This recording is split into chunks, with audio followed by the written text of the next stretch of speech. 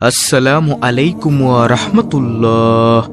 প্রিয় দর্শক, আজ আমি আপনাদের সাথে আলোচনা করব, মহান আল্লাহ তাআলা নিজেই বলেছেন, যদি নামাজের সিজদায় আপনি মাথা রেখে ছোট্ট 4 বা 3 শব্দের এই দোয়াটি মাত্র 3 বার নিয়ম মেনে পড়তে পারেন, তাহলে আল্লাহ তাআলা আপনার গুনাহ মাফ করে দিবেন। আপনার জীবনের সকল গুনাহ ইনশাআল্লাহ মাফ হয়ে যাবে। সুপ্রিয় দর্শক, আমলটির নিয়ম সম্পর্কে জানতে হলে ভিডিওটি ধৈর্য সহকারে শেষ পর্যন্ত দেখার জন্য অনুরোধ রইল। তাহলে চলুন মূল ভিডিও শুরু করা যাক। দর্শক, দুনিয়াতে সবচেয়ে উত্তম ইবাদত হলো নামাজ। এর প্রতিটি রুকন আদায় করতে হবে ধীর স্থিরভাবে, আর প্রতিটি রুকনেই রয়েছে মাসনুন দোয়া, যে দোয়াগুলো রাসূলুল্লাহ সাল্লাল্লাহু আলাইহি ওয়াসাল্লাম পাঠ করতেন। তিনি সিজদায় অনেক দোয়া পড়তেন, কারণ নামাজের মধ্যে বান্দার যে জিনিসটি মহান রব্বুল আলামিন সবচেয়ে পছন্দ করেন তা হলো সিজদা।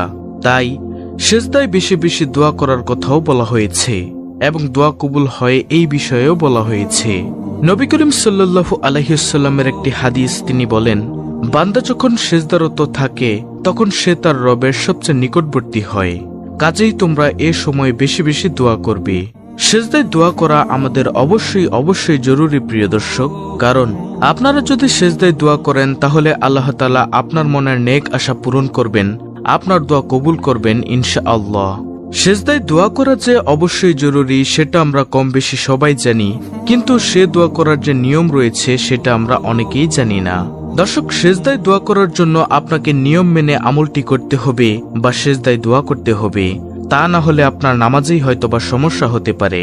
তাই আমি অনুরোধ করছি, আপনারা অবশ্যই সিজদা অবস্থায় দোয়া করার নিয়তটি ভালো করে শিখে নিন, এবং এরপর থেকে আপনারা এই নিয়মে আল্লাহর কাছে সিজদায় দোয়া করতে পারবেন।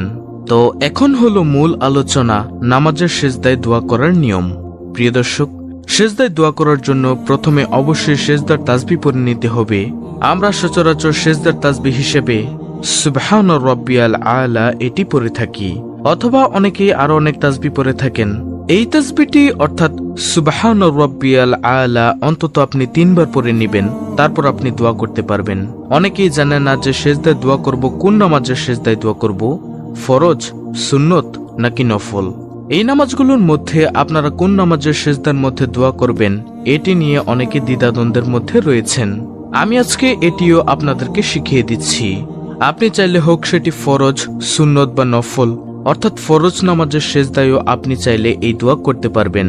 সিজদায় আল্লাহর কাছে এই দোয়া করতে পারবেন, এটি বৈধ রয়েছে।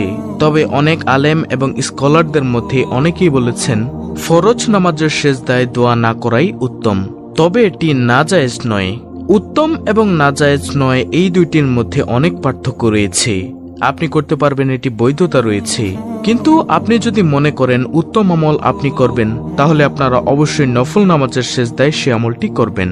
তবে প্রিয় দর্শক, আমি আপনাদেরকে বলবো, আপনারা আজকের এই আমলটি নফল নামাজের সিজদায় অত্যন্ত ধীর স্থিরভাবে সিজদার তাসবিহ অর্থাৎ সুবহান রাব্বিয়াল আলা এই নিয়মে অন্তত 3 বার পড়বেন। 3 বার পড়ার পরে পবিত্র কুরআনুল কারীম থেকে নেওয়া গুনাহ মাফের এই দোয়াটিও অন্তত 3 বার পড়বেন। অর্থাৎ আপনাদেরকে সিজদার তাসবিহ 3 বার, সুবহান রাব্বিয়াল আলা এটি 3 বার পড়তে হবে।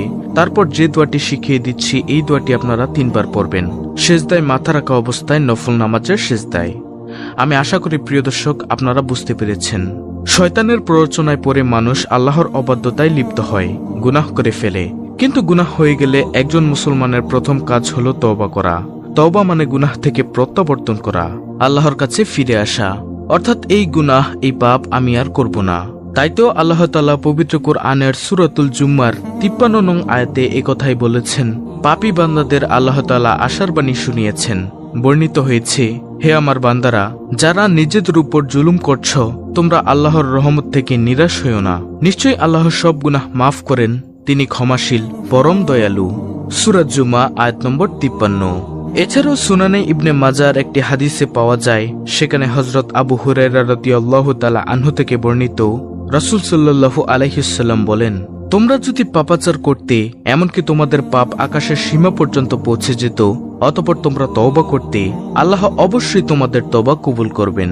সুবহানাল্লাহ। সুনানে ইবনে মাজাহ হাদিস নম্বর 4248।